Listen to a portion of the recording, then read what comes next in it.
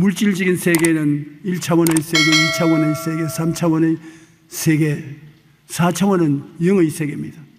하나님의 말씀은 영이라고 말인 것입니다. 안 보이죠? 그러나 물질적인 세계에 운행하면서 물질적인 세계를 변화시키고 창조하고 내가 원하는 것을 이루어 주시는 것입니다. 영은 물질 위에 있기 때문에 말씀이 선포되면 물질적인 3차원 세계는 반드시 변화 혹은 제거되어야 되는 것입니다. 낮은 차원은 높은 차원의 명령에 순종해야 되는 것입니다.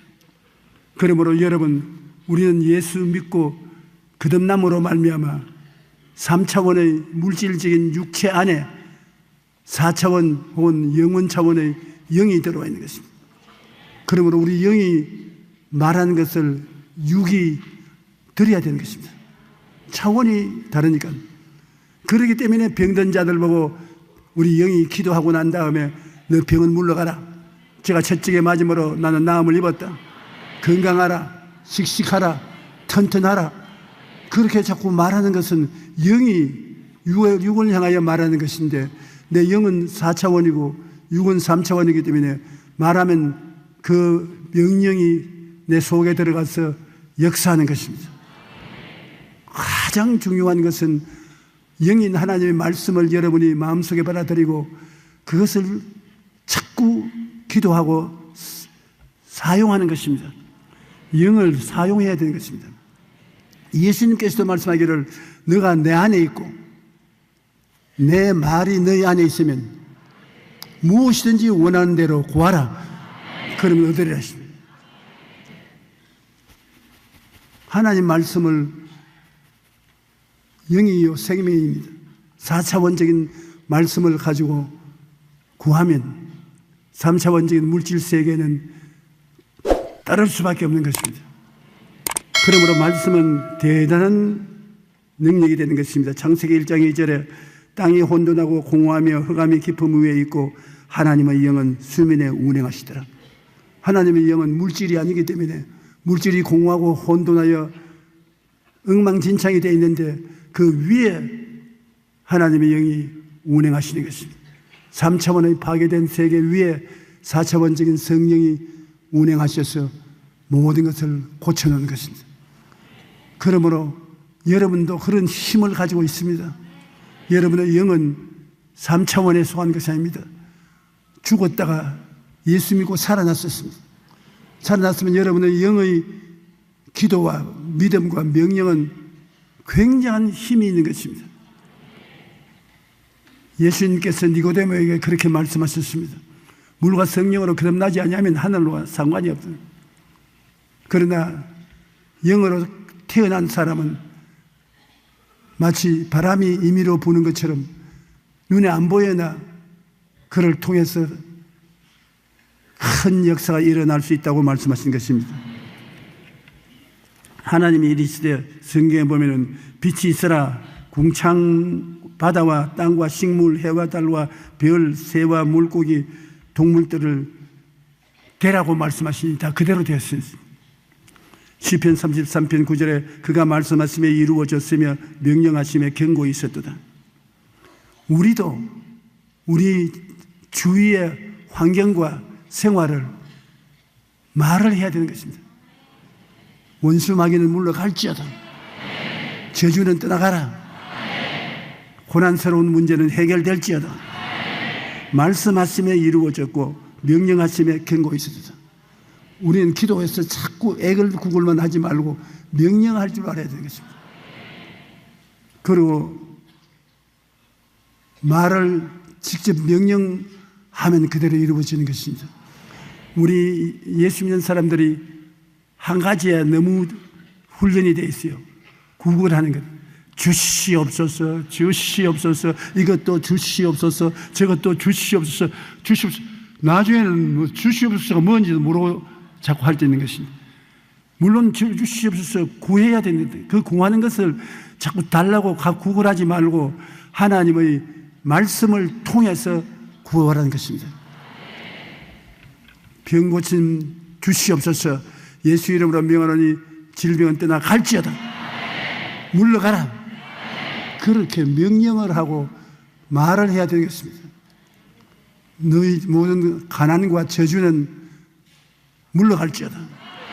주님 약속하셨으니 가난과 저주를 물리쳐 주시옵시고 복을 주시옵소서. 그러고 난 다음 물러가라. 가난과 저주는 물러가라. 그렇게 할 때 형통의 성령이 형통해 주는 것입니다. 시편 147편 15절 18절에 보면 그의 명령을 땅에 보내시니 그의 말씀이 속히 달리는도다. 눈을 양털같이 내리시며 서리를 재같이 흩으시며 우박을 떡 부스러기같이 뿌리시나니 누가 능히 그의 추위를 감당하시리요. 그의 말씀을 보내사 그것들을 녹이시고 바람을 불게 하신즉 물이 흐르도다. 하나님의 역사는 모두 다 말씀을 통해서 역사하는 것입니다. 하나님이 말씀하면 말씀이 시간과 공간을 초월해서 달려가서 그 일을 성취한다고 말하고 있는 것입니다. 하나님의 말씀에는 놀라운 능력이 있습니다. 하나님의 말씀은 우리의 환경을 다스리고 우리로 꿈을 꾸게 하며 믿음의 기적을 나타내고 마귀의 일을 멸하는 권세가 그 속에 있는 것입니다. 그래서 영국의 철학자 존 로크는 성경은 하나님이 인간에게 내려주신 가장 큰 위대한 축복이라고 말했었습니다. 19세기 초 미국의 대표적인 정치인들 중 한 명이었던 데니엘 웹스터는 한 나라의 흥망성쇠는 그 나라 국민이 성경을 얼마나 읽느냐의 여부에 달려 있습니다. 성경은 하나님의 영이 그 속에 들어있는 것입니다. 하나님을 만나려면 성경을 만나면 그 속에 하나님을 만날 수가 있는 것입니다. 말씀의 위력이 얼마나 크기야. 여러분이 말씀에 잡히고 말씀을 여러분 가슴 속에 품으면 그 말씀 내용대로 환경이 변화되는 것입니다. 하나님의 말씀은 우리 마음에 가하여 환경을 다스린다는 것을 잊지 말아야 되는 것입니다. 이스라엘 백성이 430년 종살이하던 애굽에서 약 300만이 나오는데 아무 무장이 없습니다. 창도 없고 칼도 없고 몽둥이도 없었습니다. 그냥 걸어 나오는데 애굽의 대군대 바로가 거느리고 열도로 잡으러 나오는데 뭐 어디에 이리할 수 있습니까? 그러나 이스라엘 백성들은 모세를 통해서 창도 칼도 대항할 수 없는 말씀을 가지고 있었습니다. 말씀. 그 말씀이 살아있고 운동력이 있어서 말씀에 부딪히면 무엇이든지 박살이나는 것입니다. 말씀에 쓴다는 것은 그렇게 중요한 것입니다. 그러므로 모세는 겁을 내어서 벌벌 떠는 이스라엘 백성들에게 계속해서 말씀을 주었습니다. 말씀이 애굽의 대군을 물리칠 수 있고 그들로 하여금 홍해수를 건널 수 있다고 말씀을 주은 것입니다. 출애굽기 14장 13절로 14절에 모세가 백성에게 이르되 너희는 두려워하지 말고 가만히 서서 야훼께서 오늘 너희를 위하여 행하시는 구원을 보라. 너희가 오늘 본 애굽 사람을 영원히 다시 보지 아니하리라. 야훼께서 너희를 위하여 싸우시리니 너희는 가만히 있을지어다. 말씀입니다.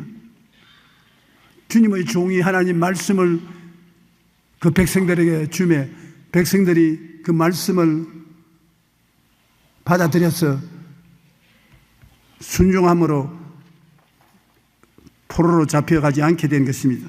출애굽기 14장 15절로 16절에 야훼께서 모세에게 이르시되 너는 어찌하여 내게 부르짖느냐.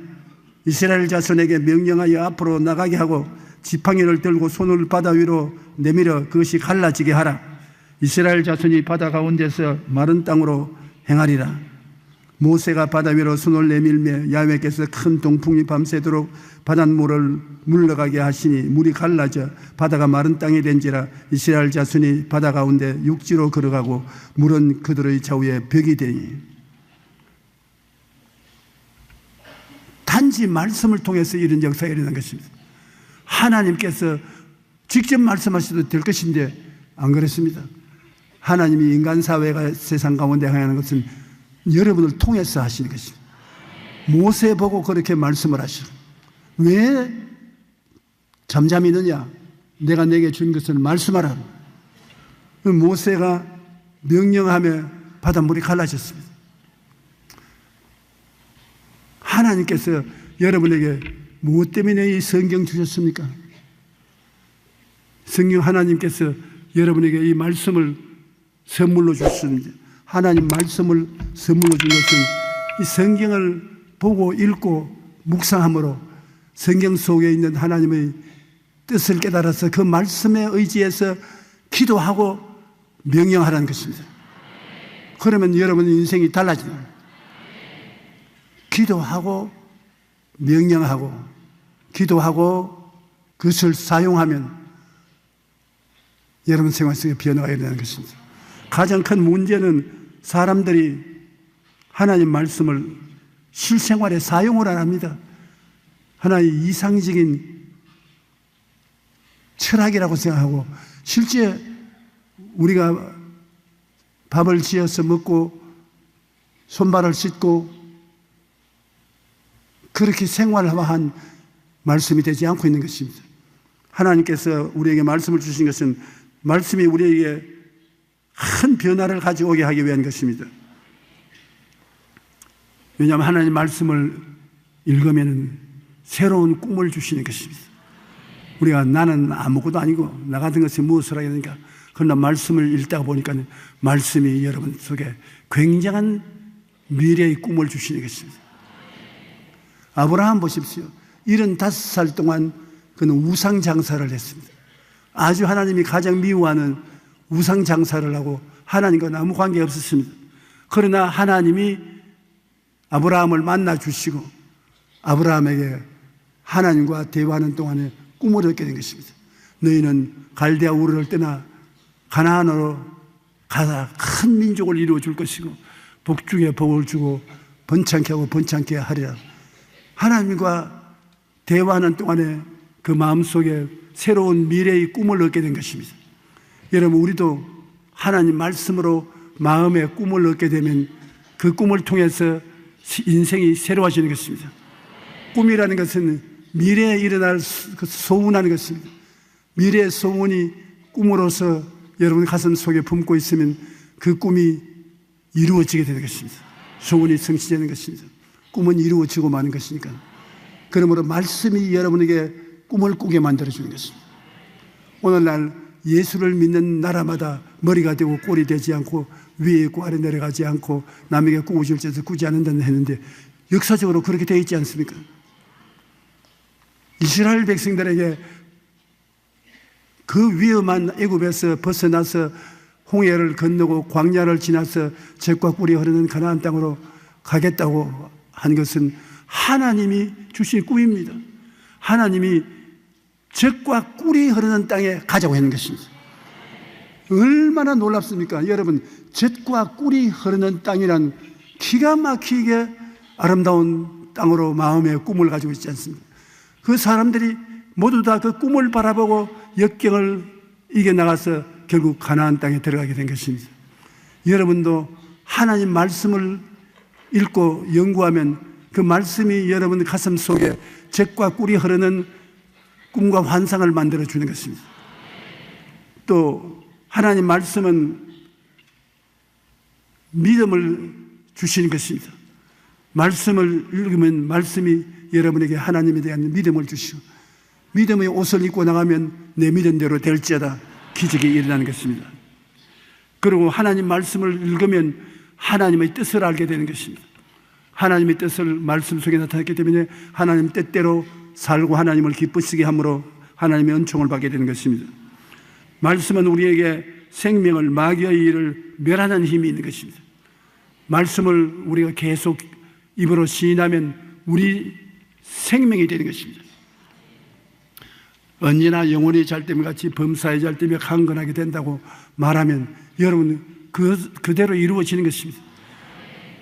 마음에 있는 말씀이 입으로 나오면 에너지화 되는 것입니다. 입으로 나오면 큰 에너지가 되어서 그 말씀 내용을 이루는 것입니다.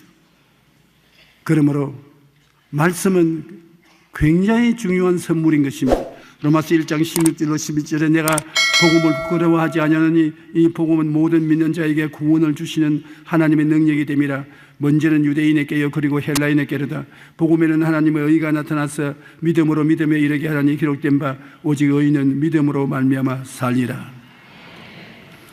하나님 말씀이 있어야 믿을 수 있는 것입니다. 허공 중에 무엇을 믿습니까? 말씀이 있기 때문에 믿게 되는 것입니다. 하나님은 성경 말씀에 약속을 주셨기 때문에 우리가 그 말씀을 보고 믿기를 원하는 것입니다. 말씀을 통해서 믿어지지 아무것도 없는데 믿습니다. 너 뭘 믿느냐? 몰라요. 그렇게 되면 안 되지 않았습니까? 너 무엇을 믿느냐? 말씀에 있는 약속을 믿습니다.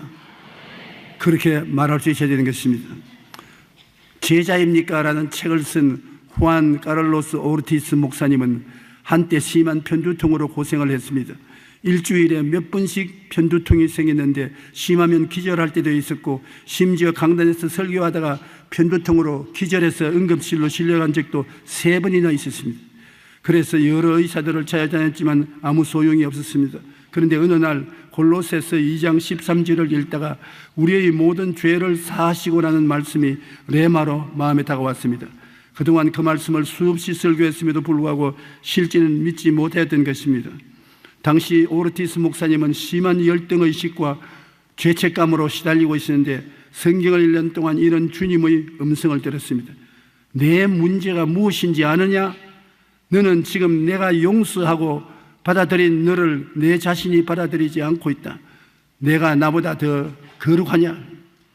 나는 너의 죄를 용서하고 너를 하나님의 자녀로 받아들였는데 너는 너 자신을 욕하고 저항하고 좌절감을 가지고 있으니 너는 나보다 더 위대한 사람인가? 내가 용서해 준 것을 받아들여라. 내가 면제시켜 주신 것을 받아들이라고 말했습니다.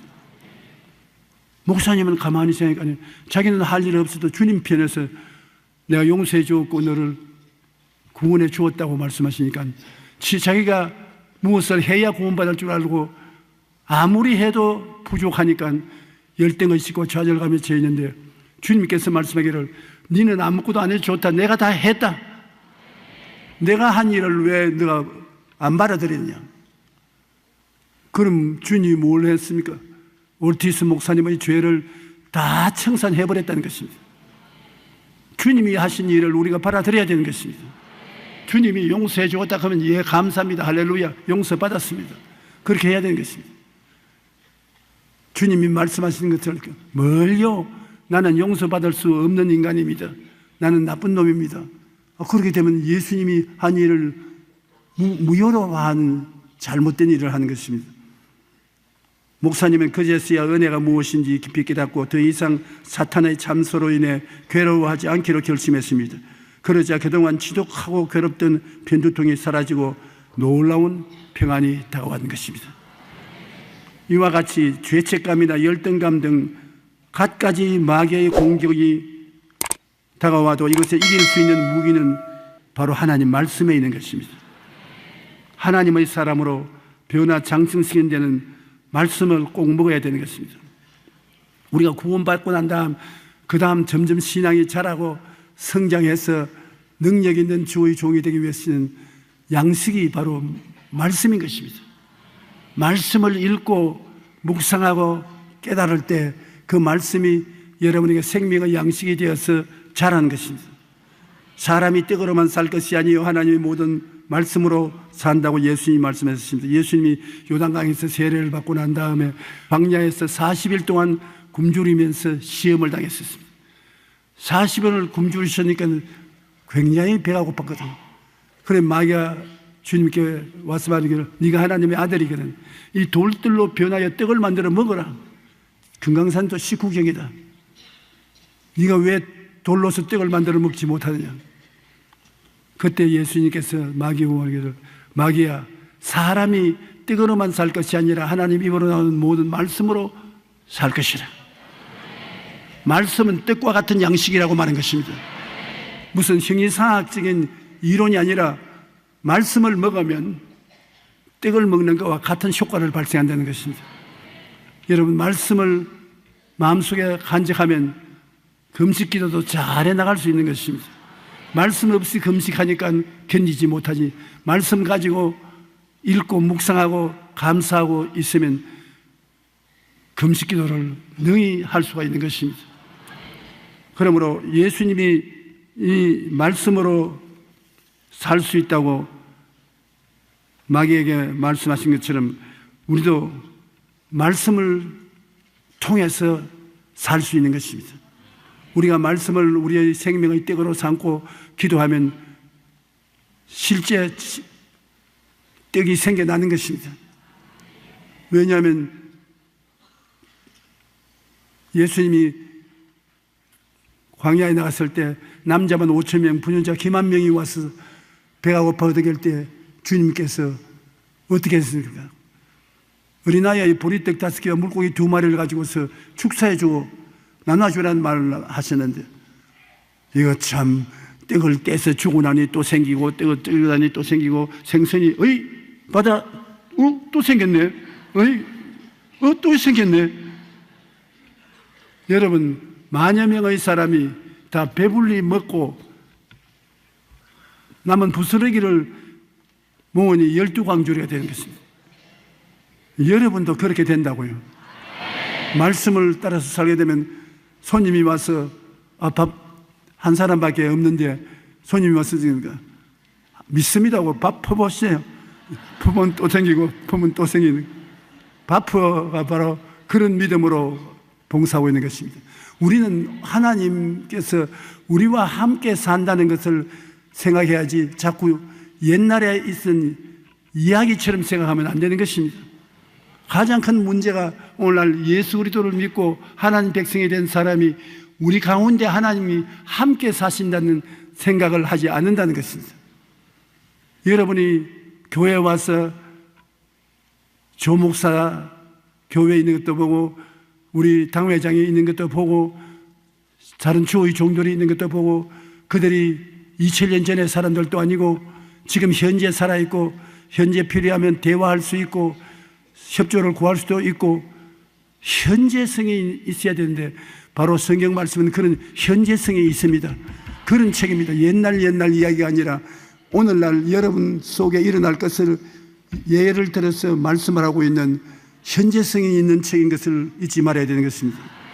베드로전서 1장 23절에 너희가 거듭난 것은 썩어질 씨로 된 것이 아니요 썩지 아닌 씨로 된 것이니 살아있고 항상 있는 하나님의 말씀으로 되었느니라. 살아있는 말씀, 항상 우리와 같이 있다. 그 말씀이 들어와서 우리를 구원하신다. 이 말씀을 여러분 외워서 마음속에 간직해 있다가 그걸 뽑았으면 기가 막히는 것입니다. 죄인은 주님께서 십자가의 보혈로 죄를 용서했다는 것을 마음속에 믿고 시인하면 죄가 용서 안 받고 의롭다 되는 것입니다.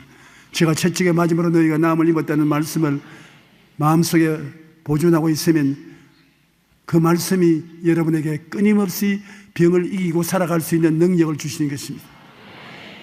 물질도 하나님이 같이 계심으로 모든 일에 항상 모든 것이 넉넉하여 모든 착한 일을 넘치게 하라고 하신 그 말씀을 가지고서 살아나가면 여러분 끊임없이 하나님이 축복해 주셔서 나누어 주고 협조하며 살아갈 수가 있는 것입니다.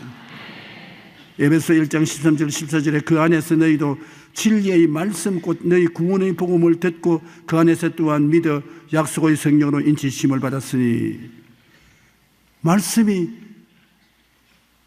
우리를 구원하는 복음이고 말씀을 현재 듣고 말씀을 현재 믿고 말씀을 현재 시인함으로 성령이 오셔서 인을 쳐서 현재 하나님 자녀로 만들어 주신다는 것입니다. 말씀의 현재성을 우리가 깊이 보호해 알아야 되는 것입니다.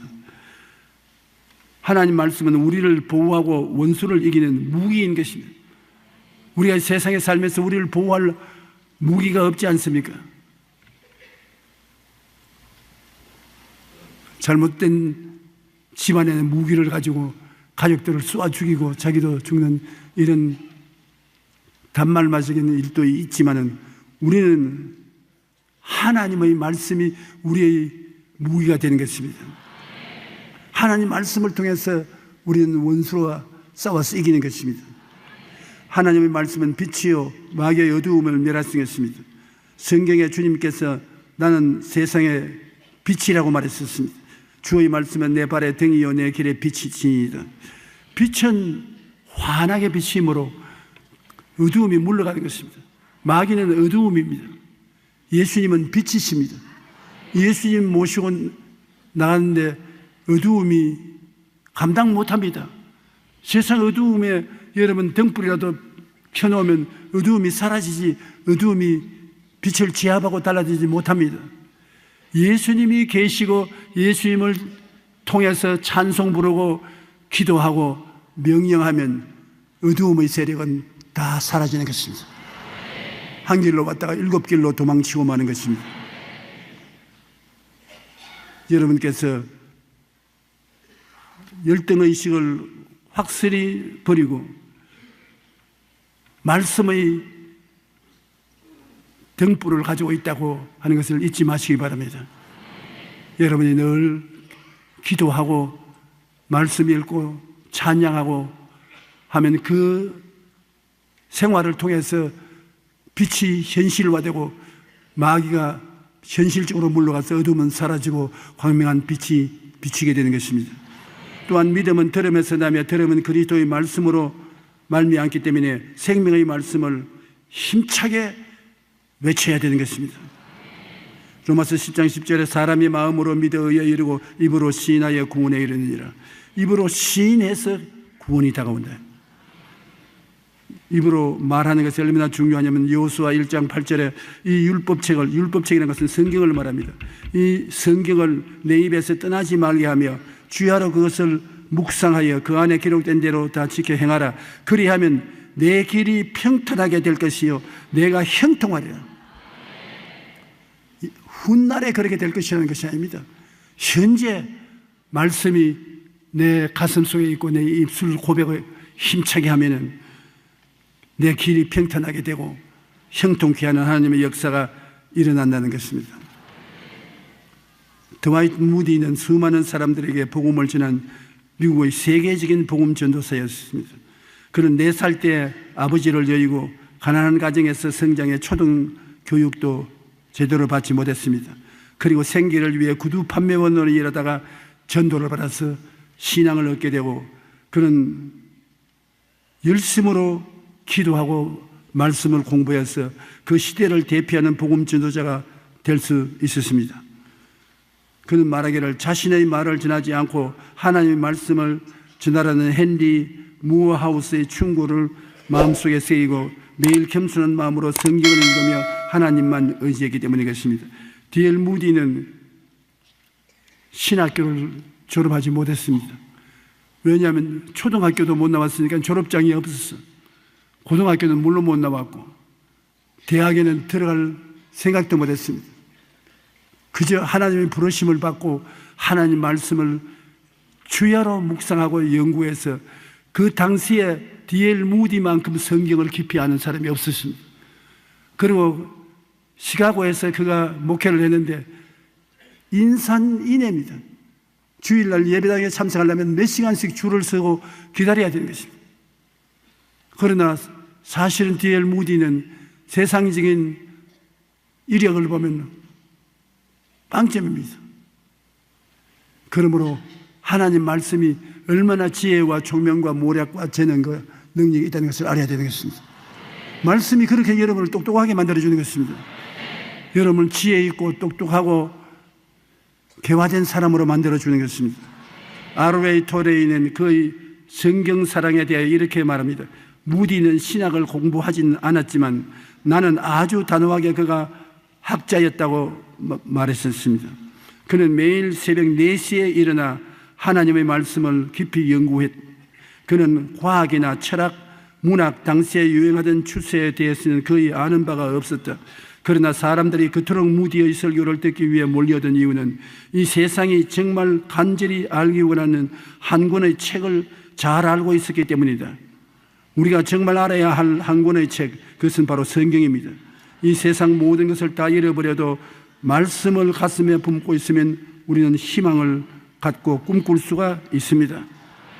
찰스 스펄전 목사님은 성경에 있는 하나님의 약속 말씀을 사용하라고 말씀하는 것입니다. 하나님의 약속들은 그냥 바라보라고 주신 것이 아니라 적용하라고 주신 것이다.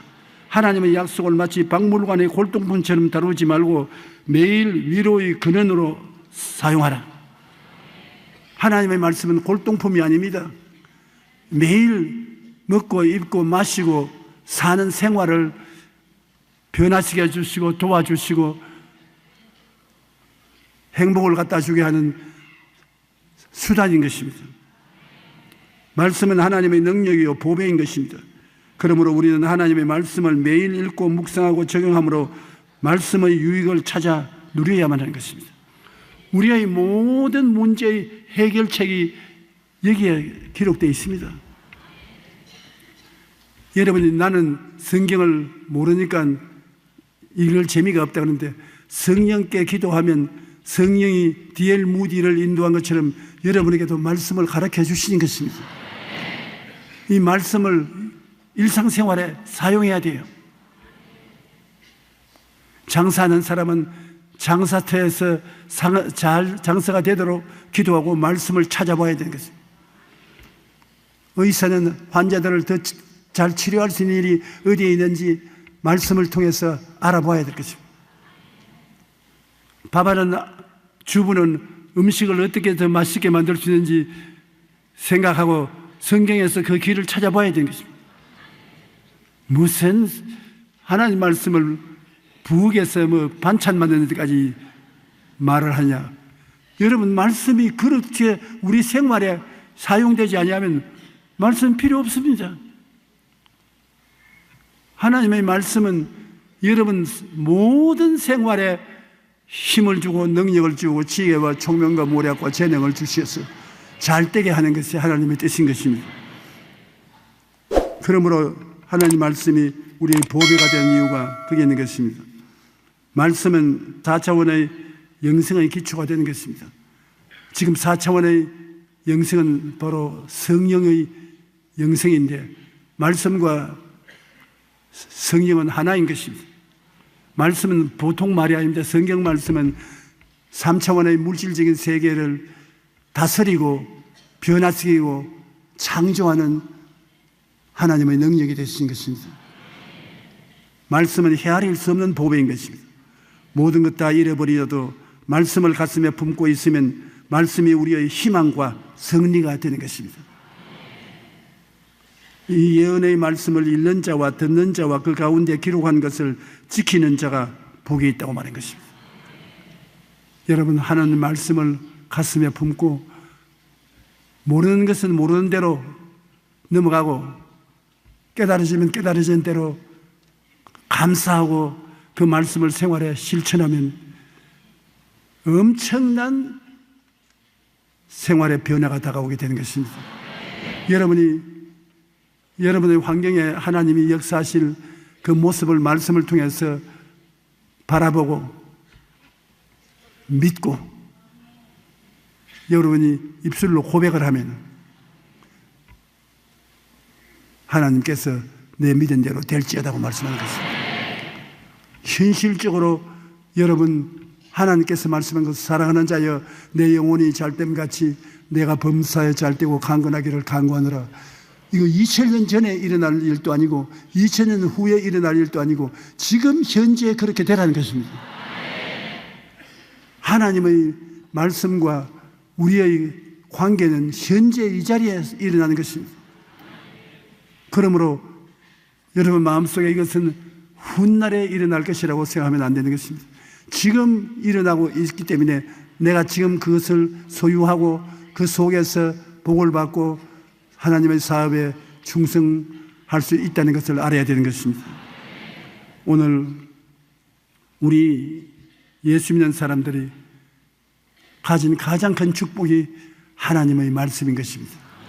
이제부터 여러분 하나님 말씀을 펼치면 보배 단지의 뚜껑을 연다고 생각하십시오. 문제의 해답이 그게 있다고 생각하십시오. 도저히 인간으로서 할 수 없는 일을 어떻게 하느냐. 그래도 그것이 해답으로 나왔으면 순종하면 하나님의 역사가 일어나는 것입니다. 원수가 너 오른뺨을 치면 왼뺨을 돌려대고 오리를 가자면 심리를 가고, 그 말씀을 읽으면 하나님 이게 도대체 어떻게 되라고 이런 말씀을 합니까? 오른뺨을 치면 왼뺨을 돌려대는 것, 보통 쉬운 것은 아닙니다. 오리를 가자면 심리를 가라. 왜 그렇게 하겠습니까? 우리는 하나님 말씀이 주는 지혜와 총명, 모략과 재능이 얼마나 크다는 것을 알아야 되는 것입니다. 그래서 말씀이 시키는 대로 할 수 있다, 하면 된다, 해보자.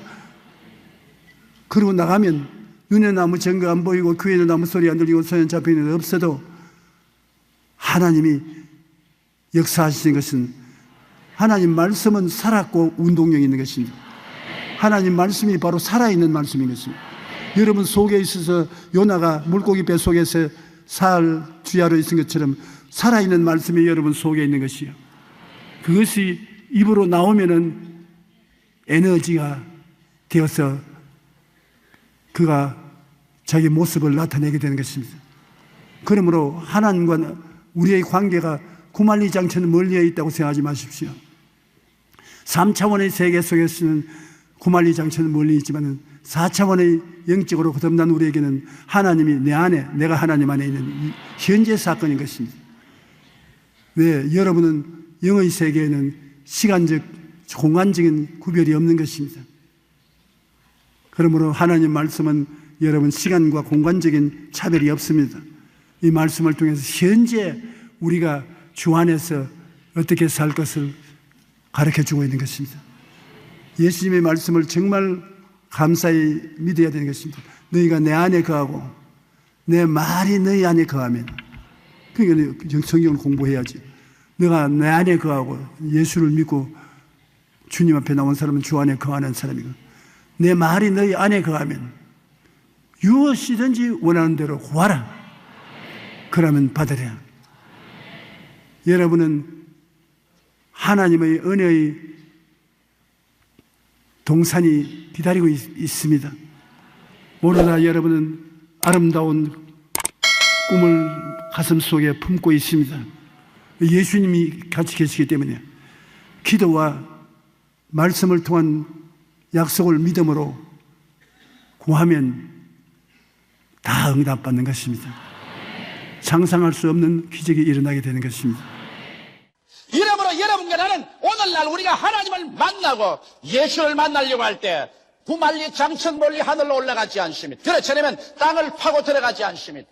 말씀이 지극히 가까워 우리 입에 있으며 우리 마음에 있으니 곧 우리가 전파하는 믿음의 말씀인 것입니다. 바로 이 성경 말씀이 하나님이신 것입니다. 이 말씀이 바로 예수 그리스도인 것입니다. 그러므로 우리는 말씀을 찾아가면 이 말씀 안에서 하나님을 만나고 예수 그리스도를 만나고 하나님의 위대한 능력을 우리의 생활 속에 체험할 수 있게 되는 것입니다.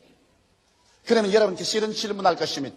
성경에 기록된 이 말씀은 성경에 그대로 있어서 이 가운데 있는 하나님을 우리가 만날 수가 없는데 어떻게 해야 성경에 있는 말씀이 살아있는 하나님의 말씀으로 우리 가운데 들어와서 역사할 수 있겠습니까? 이런 질문하실 것입니다. 저는 여러분 성경에 기록되어서 문자를 입고서 우리에게 찾아오신 하나님을 만날 수 있는 길을 여러분께 오늘 말씀을 해드리겠습니다. 여러분께서 오늘 저희 이 설교에 귀를 기울이고 이 방법대로 한다면 이 자리에서 지금까지 살아오면서 체험하지 못했던 상상할 수 없을 만한 위대한 일들이 여러분의 생활 속에 오늘부터 일어나게 되실 것입니다. 성경은 잠언서 4장 20절에 22절에 이렇게 기록하고 있는 것입니다. 내 아들아 내 말에 주의하며 나의 이르는 것에 내 귀를 기울이라. 그것을 내 눈에서 떠나게 말며 내 마음속에 지켜라. 그것을 얻는 자에게 생명이 되며 온 육체 건강이 됨이라고 말씀하고 있는 것입니다. 그러면 이 말씀이 바로 여러분과 나로 하여금 성경의 말씀으로 와 계신 하나님을 우리의 생활 속에 체험할 수 있게 하는 열쇠가 되는 것입니다. 그러면 첫째로 이 성경은 말하기를 내 아들아 내 말에 주의하며라고 말하는 것입니다. 우리가 하나님 또 예수님을 이 성경 말씀 가운데 만나기 위해서는 이 하나님의 특정한 말씀에 우리의 주의를 집중해야 되는 것입니다. 여러분께서 영원하고 무궁하신 하나님을 아무리 앞에 모시도 다 만날 수는 없는 것입니다. 그러므로 하나님의 부분적인 역사를 우리가 만날 수 있는 것입니다. 혹은 여러분이 죄사함을 받기를 원할 때 죄사함의 말씀을 찾아가야 되는 것입니다. 병고침 받기 원할 때 치료의 약속의 말씀을, 여러분이 가난하고 헐벗었고 고난스러울 때 축복을 주시는 하나님의 말씀을, 마음의 불안과 초조가 있을 때는 평안을 주는 말씀을, 절망에 처했을 때는 소망을 주는 말씀을, 죽을 때는 영생의 말씀을, 그 부분적으로 우리에게 손을 내밀어 나타나시는 하나님의 능력을 그 말씀을 통해서 우리가 찾아가야 되는 것입니다. 이러므로 우리가 하나님의 약속의 말씀을 성경에 찾아섰으면 그 말씀을 내 앞에 두고 주의를 집중해야 됩니다. 산만한 마음으로, 한쪽 마음은 시장에 가 있고 다른 마음은 유원지에 가 있고, 그래서 산만된 마음으로 주의 말씀을 대할 수는 없습니다. 여러분, 성경의 말씀은 곧 하나님이신 것입니다. 사람을 만나도 만날 시간과 약속의 장소를 정해놓고 가셔 우리가 기다리고 얼굴과 얼굴을 대면해서 만나거든, 하물며 하나님을 만나기를 원하는 여러분이면 하나님의 말씀 속에서 여러분께서 산만된 마음을 정리하고 시간을 내고 장소를 정해놓고 몸과 마음을 단장하고 그 말씀에 집중해야 되는 것입니다. 그 말씀에 집중할 때 다른 사람의 모든 말하는 것을 제껴버려야 되는 것입니다. 저는 신앙 카운셀링 할 때 혹은 신방 갈 때 혹은 구역 예배를 인도할 때 내 말에 전적으로 집중하면 제가 마음에 아주 은혜롭고 기분이 좋아서 설교를 잘합니다만, 내가 방금 설교하는데 어린애하고 싸우고 그냥 동을 바라보고 설을 바라보고 옆에 사람하고 이야기하면 내 속에 치워버려라, 그런 생각이 나는 것입니다. 그래서 그만 하나님 말씀할 것도 중도에서 끊어버리고 마는 것입니다. 이러므로 여러분과 내가 말씀 속에 있는 하나님을 만나려고 하면 그 약속한 말씀에 여러분께서 시간을 내고 장소를 내고 앉아서 주의를 집중하고 말씀과의 만남을 가져야 되는 것입니다. 둘째로, 그러한 자세가 되면 성경은 말씀하기를 나의 이런 것에 내 귀를 기울이라. 여러분, 이런 말씀을 할 것입니다. 성경은 기록된 말씀인데 이 기록된 말씀에 어떻게 귀를 기울입니까? 여러분, 기록된 말씀을 우리 마음속에 고요하고 잠잠하게 말씀해 주시는 분이 있습니다. 이분이 바로 보혜사 성령이신 것입니다. 바로 말씀은 성령의 감화와 감동으로 지은 책인 것입니다. 이렇기 때문에 이 말씀을 통해서 성령이 우리의 영혼 속에 말하는 것을 들어야 되는 것입니다. 그냥 성경만 읽으면 이것은 문자에 불과하는 것입니다. 문자는 여러분에게 신앙을 갖다 주지 않습니다. 여러분께서 말씀에 집중하고 그 다음 말씀을 보고 묵상하고 또 보고 묵상하면서 이 하나님 말씀이 내게 주는 그 말에 귀를 기울이면 하나님의 성령께서 여러분의 영혼 속에 갑자기 깊이 말씀하기 시작하는 것입니다. 고요하고 잠잠하게 여러분의 영혼 속에 깨달음으로 성령께서 말씀할 그때 그 말씀을 들으면 여러분 속에 믿음이 생겨나는 것입니다. 성경은 로마서 10장 17절에 믿음은 들음에서 나며 들음은 그리스도의 말씀으로 말미암는다고 말한 것입니다.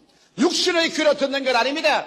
영의 귀로서 마음속에 성령의 음성을 들을 때 믿음이 생겨나는 것입니다. 나는 유명한 콩고 선교의 창설자였던 훌륭한 주의 종께서 간암이 걸려가지고서 고향으로 들어와 사형선고를 받고 죽음의 날을 기다리다가 하나님의 위대한 능력을 체험한 이야기를 읽어보시오. 이 사람은 콩고 선교의 창설자입니다. 그러나 너무 무리해서 간암이 걸렸습니다. 고향에 들어와서 진찰해보니 의사들이 소망이 없다고 그랬습니다. 그래서 그는 이제 죽을 날을 기다립니다. 온몸이 황달이 되고 눈도 새노라졌습니다. 잠옷을 입고 하루는 따뜻한 햇빛이 비치는데 자기 아내 보고 여보 나 양지바른 바깥에 좀 데려다 줘. 그래서 양지바른 곳에 침대를 갖다 놓고 그곳에 눕혀 놓았습니다. 부인은 부지런히 빨래를 하고 있는데 그는 성경책을 펴서 읽기 시작했습니다. 햇빛이 찬란하게 비치는 양지바른 곳에서 그는 죽어가면서 이제 얼마 남지 않은 생애 동안에 하나님을 전심을 다해서 예배하겠다고 생각하고 성경을 읽는데 베드로전서 2장 24절을 읽게 되는 것입니다. 저가 친히 나무에 달려 그 몸으로 우리 죄를 담당하였으니 이는 우리로 죄에 대하여 죽고 의에 대하여 살게 하려 하심이니라. 글을 읽고 그 마음에 집중하고 보고 난 다음에 너무 감기해서 울기 시작했습니다. 주님, 나 같은 죄 많은 사람을 위해서 예수님이 십자가에 못 박여 피 흘려 죽으셨나요? 너무나 감사합니다. 나는 죄에 대해서 이제 죽고 이제는 의에 대해서 살아 영원한 의에 거하는 하늘에 올라가게 되시니 감사합니다. 그래 눈물에 젖은 얼굴로 다음 구절을 읽었습니다. 저가 채찍에 맞음으로 너희가 나음을 입었나니. 갑자기 그 말에 온 정신과 신경이 쫙 집중이 됩니다. 이것 봐라. 이 말씀 여기 있었는가? 그는 그 말씀을 다시 잔잔히 읽으면서 주의를 집중하고 마음에 귀를 기울였습니다. 그러자 갑자기 성령께서 그 말씀을 통해서 그 목사님에게 말씀했습니다. 이 사람아, 너는 내가 채찍에 맞아 덩어리가 갈기갈기 찢어지고 선지피를 줄기 흘린 것을 모르는가? 그리고 성경에 제가 채찍에 맞음으로 너가 병고침을 받았다는 말은 병이란 축복이 아니라 형벌이다. 내가 너를 대신해서 병의 형벌을 다 청산하기 위해서 덩어리에 채찍에 맞아 피를 흘렸는데 내가 받은 형벌을 네가 왜 또다시 받으려고 하느냐? 내가 채찍에 맞음으로 너는 나음을 입은 사람인데 왜 침상에 들어누워 있느냐? 갑자기 하나님의 계시가 그의 마음속에 밀물치듯이 들려왔던 것입니다. 그는 그 마음속에 귀를 기울였을 동안에 이 성경 말씀이 그득그득 마치 바위를 치는 방망이 같이 숲을 태우는 불같이 그의 심령에 다가왔었습니다. 그의 영혼의 고막을 울렸었습니다. 제가 채찍에 맞았기 때문에 너는 나음을 입었다. 그래서 그는 큼한 마음속에 충천하는 믿음이 그를 부여잡았습니다. 그 아내를 불렀습니다. 여보 빨래 좀 하지 말고 내게 오너라. 부인이 곁에 왔습니다. 왜 그래요? 여보 나 옷 가져와. 왜요? 나 병 나았어. 아니 여보 갑자기 나았다니. 이 성경 좀 보게나. 제가 채찍에 맞으면 너가 나음을 입었다고 말하지 않나? 아니 여보 그 성경 옛날에도 널 읽었잖아요. 그래 옛날엔 읽었지만 내가 이 말씀에 귀를 기울이지 아니했다. 그러나 오늘은 내가 이 말씀을 읽으면서 집중하여 귀를 기울이고 보니 하나님의 성령께서 이 말씀을 통하여 내게 분명히 말씀하기를 내가 병의 형벌을 대신 짊어지고 가시니 너는 이제 병 앓을 필요가 없으니 일어나 옷을 입고 나오라고 말한다. 그러므로 여보 옷 갖다 주시오. 여보 그러나 몸이 약한데요. 아니 내 시킨대로 해줘요. 부인이 옷을 갖다 줬습니다. 그는 주섬주섬 옷을 주워 입었습니다. 후들후들 뚫리는 다리를 가지고도 그는 이 믿음에 잡혀서 이 말씀에 잡혀서 한 발자국 한 발자국 걸어나오면서 하나님께 감사했습니다. 하나님 진리를 알지니 진리가 너희를 자유케 하려고 했는데 내가 이 말씀의 의미를 몰라서 지금까지 병의 사슬에 묶여 있었으나 이 말씀을 알고 난 다음 나는 이 사슬에서 풀려나시니 감사합니다. 주께 감사하고 믿음으로 실천하자 얼마 있지 않아요. 그의 병은 온데간데였고 그는 또다시 오랜 세월 동안 주를 위해서 열심히 일할 수가 있었던 것입니다. 이처럼 여러분과 나도 성경 말씀을 그냥 읽었다고 내게 된 게 아닙니다. 그냥 들었다고도 되는 건 아닙니다. 말씀을 묵상하고 그 말씀에 귀를 기울여서 그래서 성령이 그 말씀을 통해서 여러분의 영혼 속에 말씀하게 하십시오. 그래야 여러분 성경을 통하여 성령의 음성이 들려오면 여러분 마음속에 그와 함께 믿음이 충천해지는 것입니다. 셋째로 그것을 내 눈에서 떠나게 말라고 말한 것입니다. 자, 하나님의 말씀을 눈에서 떠나게 하지 말라니 이거 야단났구나. 그러면 하나님 말씀을 두고 직장에 갈 때도 이렇게 들고 가고 사무실에 앉아서도 눈앞에 두고 밥 먹을 때도 눈앞에 두고 밥을 먹고 사람 만나서 이야기할 때도 눈앞에 두고 사람 만나서 이야기하고 이건 낭패났구나. 이제는 이 일을 어떻게 감당하느냐. 그렇게 생각할 사람이 있을까요? 그것을 내 눈에서 떠나게 말라. 하나님의 말씀을 눈앞에서 떠나게 하지 말라는 것은 하나님의 말씀이 약속한 것이 그 이루어진 모습을 눈앞에 떠나지 말게 하는 것입니다. 하나님께서 아브라함을 애굽에서 불러내어서 가나안 땅에 와서 말씀하기를 내 눈을 들어 동서남북을 바라보라. 내 눈으로 보이는 그 땅을 내가 너 자신에게 영원토록 주라고 말했는데 아브라함이 늘 그 땅 지도를 눈에 붙이고 다녔나요? 아닙니다. 아브라함은 자기의 상상의 망막 속에 꿈과 환상으로 그 땅을 그려넣은 것입니다. 오늘날도 이 성경 말씀에 말씀을 내 눈에서 떠나지 말라는 것은 그 특정한 말씀을 내가 받아들여서 이미 이루어진 모습을 내 꿈을 꾸어보고 내가 환상에 그려보고 마음의 이 캔버스에 그것을 영롱하게 그려서 자나 깨나 그 말씀이 이루어지고 내가 그 이루어진 것을 소유한 모습을 마음속에 그려보라는 것입니다. 꿈이 없는 백성은 망합니다.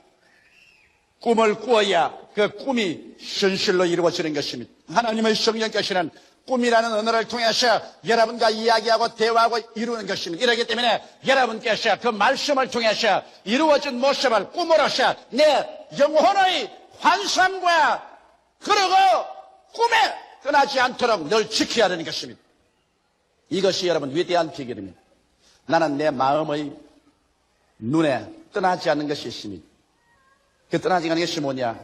우리 신복음 중앙교회가 1984년도에 50만 성도로 성장하는 것입니다. 지금은 없지요. 그러나 나는 하나님의 약속을 받았기 때문에 이것을 내 눈에 그리고 있습니다. 사나 깨나 그리고 있습니다. 우리 교회에서 5대양 6대조로 혹은 라디오로 혹은 텔레비로 혹은 문서로 혹은 선교사로 복음이 이 땅에 편만하게 전파되는 것을 나는 늘 꿈꾸고 있습니다. 내 마음에 분명하고 영롱하게 꿈꾸고 있는 것입니다. 성경 말씀에 그것을 내 눈에서 떠나게 말라고 하는 것입니다. 그러므로 약속의 말씀이 이루어진 모습을 마음에 영롱하게 그리고 떠나지 말게 해야 되는 것입니다. 그 다음 넷째로 내 마음속에 지켜라. 자, 말씀을 어떻게 지킬까? 돈인 것 같으면 포켓에 넣고 지키겠는데 혹은 그렇지 않으면 책 같으면 이렇게 넣어서 지키겠는데 말씀을 어떻게 내 마음에 지키느냐? 말씀을 지키는 길을 제가 말씀해 드리겠습니다. 로마서 10장 8절에 보면 말씀이 내게 가까워 내 입에 있으며 내 마음에 있다고 했으며 누가복음 6장 45절에 이는 내 마음에 가득한 것을 입으로 말함이라고 말한 것입니다. 사람의 입과 마음은 서로 통행인 것입니다. 그렇기 때문에 마음에 있는 것 사람이 입으로 말하고 입으로 말하는 것 마음을 점령합니다. 입과 마음은 일직선입니다. 그렇기 때문에 사람의 말을 들어보면 그 사람 마음을 들여다볼 수 있으며 그 마음에 가득한 것이 입으로 나오는 것입니다. 이러므로 마음에 하나님의 말씀을 간직하기 위해서는 입으로 자꾸 시인하면 간직이 되는 것입니다. 이렇기 때문에 앉아도 입으로 시인하고 서도 입으로 시인하고 걸어가도 입으로 시인하고 하나님 말씀을 자꾸 시인하면 그 말씀이 여러분의 마음에 가득 차서 마음을 점령하게 되고 마음에서 또 입으로 넘쳐나오게 되는 것입니다. 그래서 서로서로 상호 보조작용을 하는 것입니다. 오늘 너무나 많은 사람들이 성경 말씀을 입으로 끊임없이 시인하지 않기 때문에 그 말씀이 마음에 간직되지 않습니다. 지킬 만한 것보다 내 마음을 지켜라. 생명의 근원이 거기에서 나온다고 했는데 마음의 말씀을 간직했으면 말씀의 능력이 마음에서 넘쳐나왔을 것인데 입으로 자꾸 부정적인 말을 하고 패배적인 말을 하고 못한다, 안 된다, 할 수 없다, 죽는다, 패한다, 가난하다 이런 말만 함으로 말미암아 하나님의 창조적이고 생산적이며 건설적이고 축복의 말씀을 마음속에 지킬 수가 없게 된 것입니다. 이러므로 여러분께서는 마음속에 이것을 늘 지켜야 됩니다. 저는 오늘 이 시간 여러분에게 적극적으로 그러면 실천적인 말씀 하나를 예를 들어 보여드리겠습니다. 어떻게 하면 하나님의 말씀을 열어서 내 것으로 만들어서 그 능력을 체험할 수 있는가? 빌립보서 4장 18절로 19절의 말씀을 가지고 한번 보십시오. 내게는 모든 것이 있고 또 풍부한지라 에바브로 디도핀에 너희의 준 것을 받음으로 내가 풍족하니 이는 받으실 만한 향기로운 재물이요 하나님을 기쁘시게 한 것이라 나의 하나님이 그리스도 예수 안에서 영광 가운데 그 풍성한 대로 너희 모든 쓸 것을 채우시리라.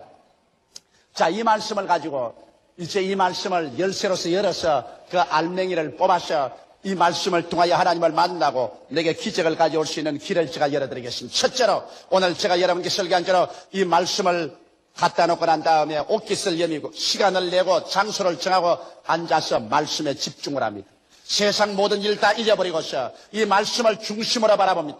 그리고 이 말씀을 자꾸만 마음속에 집중해서 읽어봅니다. 나의 하나님이 그리스도 예수 안에서 그 영광 가운데 풍성한 대로 너희 모든 것을 채우시리라. 말씀과 얼굴과 얼굴을 마주대고 마음이 집중되면 그 다음 두 번째 말씀에 귀를 기울입니다. 보혜사 성령이시여, 이 말씀을 통하여 내게 말씀하소서. 고요하고 잠잠하게 신령한 음성으로 내 영혼에 말씀하여 주시옵소서.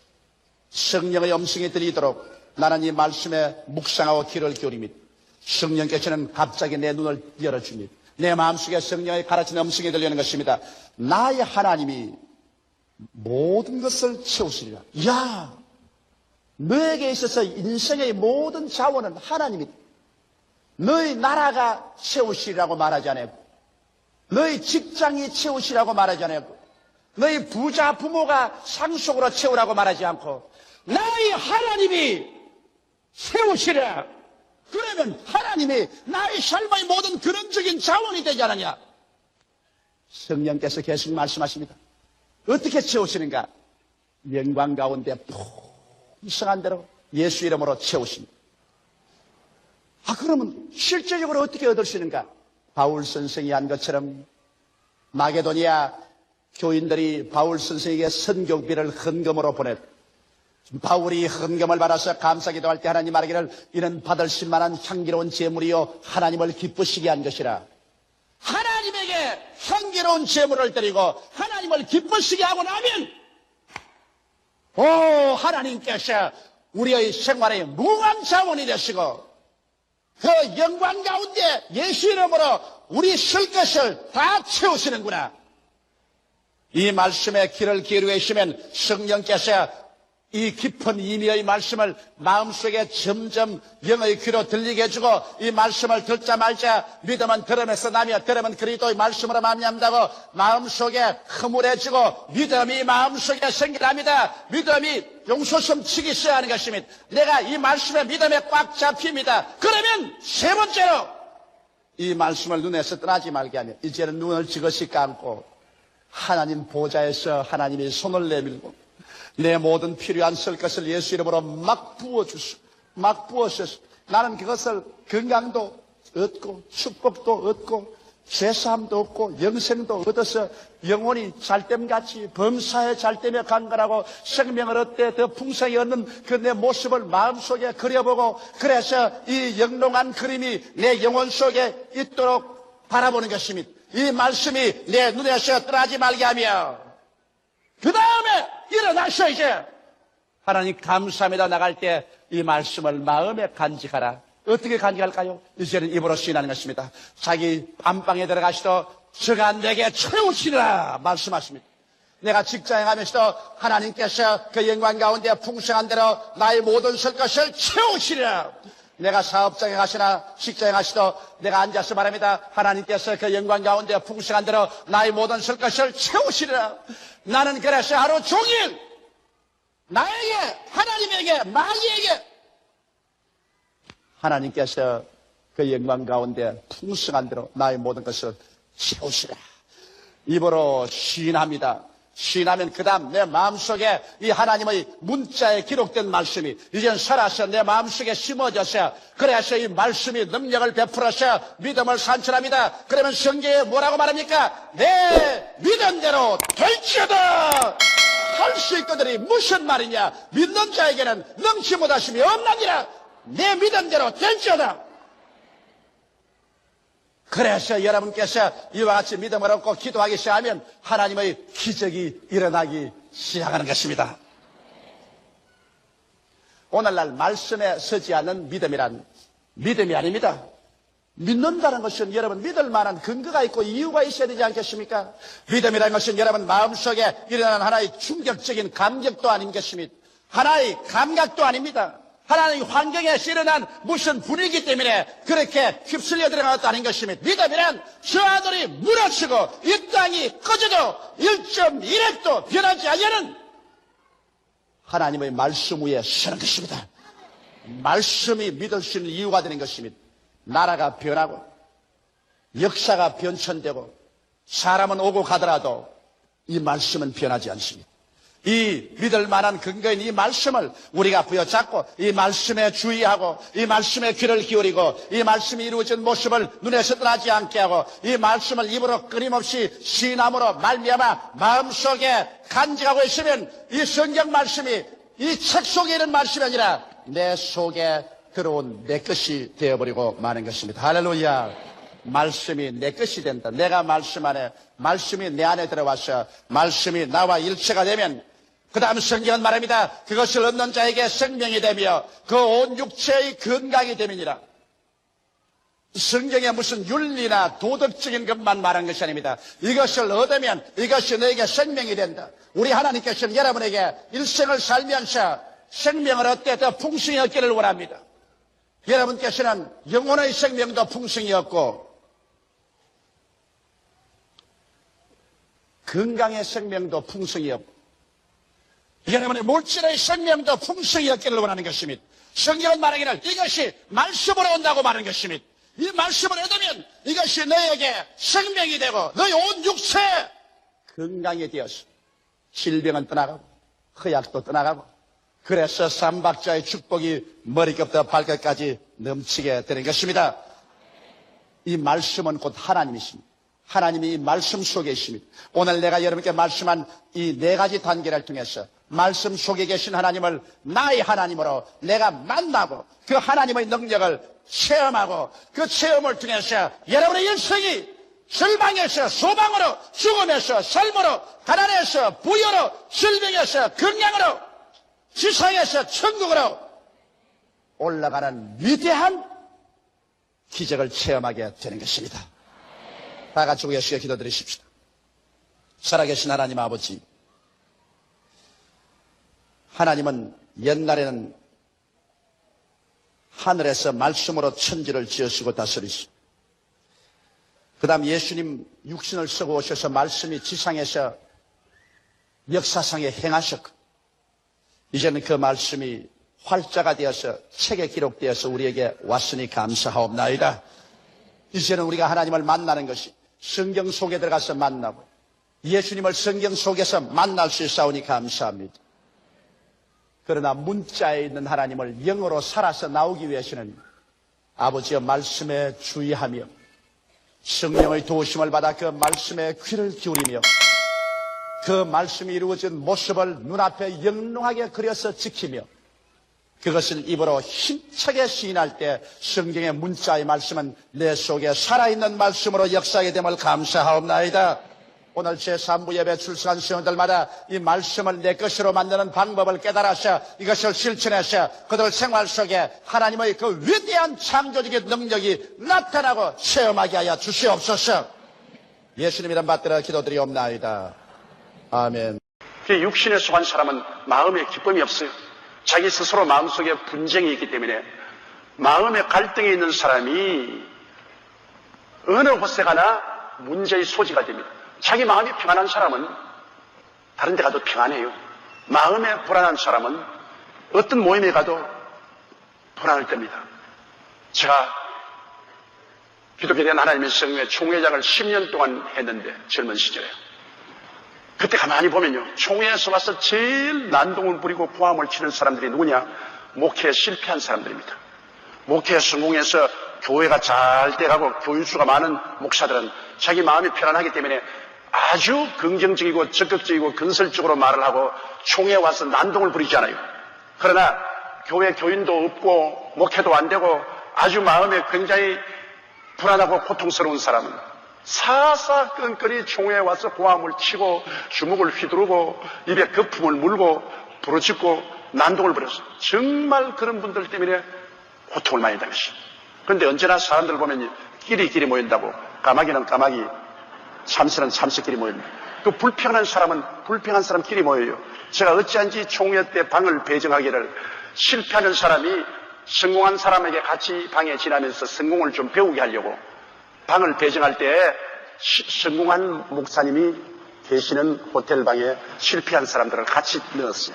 이렇게 일부러 그렇게 넣었는데 하룻밤 지나고 나니까 다 바꿔가지고서 성공한 목사는 성공한 목사끼리 들어 앉아있고 실패한 사람은 실패한 사람끼리 모여 앉아있어요.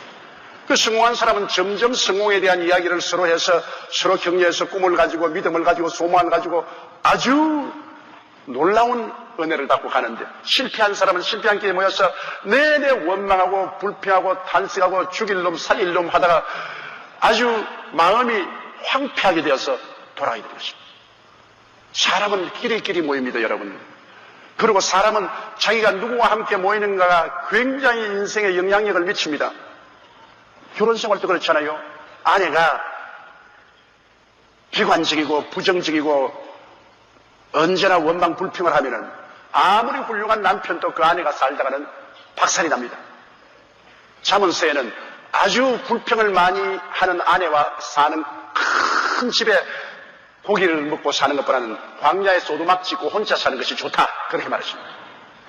언제나 원망, 불평, 탄식하고 비관하고 부정적인 말을 하는 아내를 데리고 사는 남편은 자연적으로 그 아내로 말미암아 서서히 인생이 저물어 갑니다. 원망, 불평, 탄식, 파괴적인 마음이 그를 먹어들어가는 것입니다. 그러나 남편이 여간 인생을 부정적으로 보고 비관적으로 보더라도 부인이 낙관적이고 긍정적이고 적극적이고 소망찬 그런 삶의 태도를 가지고 자꾸 집에 오면 남편을 격려합니다. 낙관적인 인생 태도로, 긍정적인 태도로, 그리고 희망적인 말을 하고 하면 그 부정적인 남편도 서서히 변화가 되어서 나중에 새 사람이 되는 것입니다. 우리가 누구와 함께 있느냐가 굉장히 중요한 것입니다.